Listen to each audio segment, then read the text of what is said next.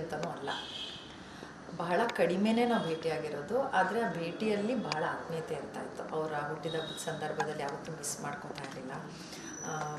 ಹೇಗಾದರೂ ಮಾಡಿ ಹೋಗಿ ನಾವು ಇಡೀ ಕುಟುಂಬ ಹೋಗಿ ಅವ್ರನ್ನ ವಿಶ್ ಮಾಡಿ ಬರ್ತಾಯಿದ್ವಿ.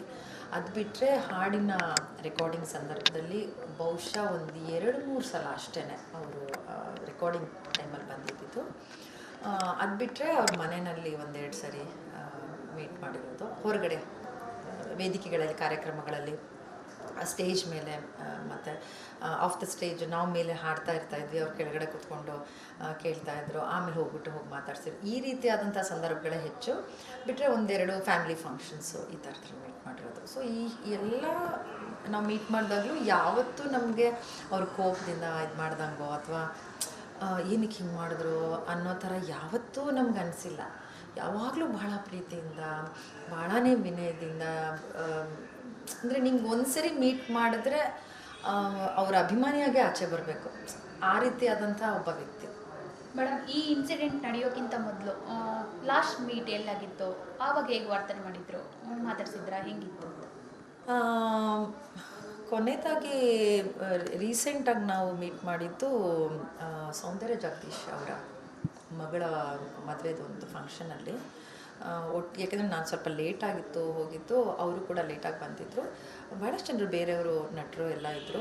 ಅವ್ರಿಗೆ ಸಪ್ರೇಟಾಗಿ ಒಂದು ಕಡೆ, ಅಂದರೆ ನಿಮ್ಗೆ ಗೊತ್ತು ಹೇಗೆ ಜನ ಯಾವ ಥರ ಇದು ಮಾಡ್ತಾರೆ ಅಂತ, ತುಂಬ ಡಿಸ್ಟರ್ಬ್ ಮಾಡ್ತಾಯಿದ್ರು ಎಲ್ಲರೂ ಹೋಗಿ ಮಾತಾಡ್ಸೋಕ್ಕೆ ಅಂತ. ಸೊ ಒಂದು ಬ್ಯಾರಿಕೇಡ್ ಥರ ಎಲ್ಲ ಮಾಡಿ ಬೌನ್ಸಸ್ನೆಲ್ಲ ಇಟ್ಬಿಟ್ಟು ಊಟಕ್ಕೆ ಸಪ್ರೇಟಾಗಿ ಸೆಲೆಬ್ರಿಟೀಸ್ VIP ಸಪ್ರೇಟ್ ಮಾಡಿದರು.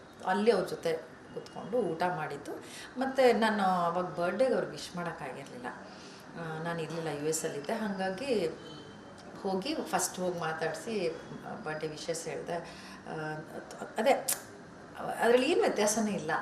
ಮತ್ತು ಅದೇ ರೀತಿಯಾದಂಥ ಒಂದು ಪ್ರೀತಿಯಿಂದ ಮಾತಾಡಿಸೋದು. ಎಲ್ಲಿ ಏನು ಮಾಡ್ತಿದ್ದಾರೆ ಮಕ್ಕಳು, ಏನು ಮಾಡ್ತಿದ್ದೀರಾ ಇವಾಗ, ಚಿಕ್ಕ ಒಂದು ಭೇಟಿಯಲ್ಲೇ ನಿಮ್ಮ ಬಗ್ಗೆ ಎಲ್ಲ ಮಾತಾಡೋರು.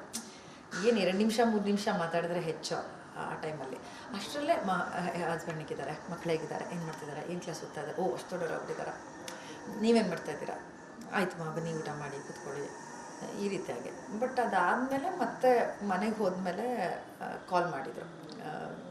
ಅಂದರೆ ನಾನು ಒಂದ್ಸರಿ ಅವ್ರಿಗೆ ಕೈಗೆ ಏಟಾದಾಗ ಮನೆಗೆ ವಿಜಿಗೆ ಹೇಳಿ, ಅವ್ರಿಗೆ ತುಂಬ ಇಷ್ಟ ಫಿಶ್ಶು, ಮಲೆನಾಡು ಸ್ಟೈಲ್ದು ಫಿಶ್ ಮತ್ತು ಇದು ತೆಳ್ಳನೆ ದೋಸೆ ಅಂತೀವಲ್ಲ, ನೀರು ದೋಸೆ ಅದನ್ನು ಮಾತಾಡ್ತಾಯಿದ್ರು.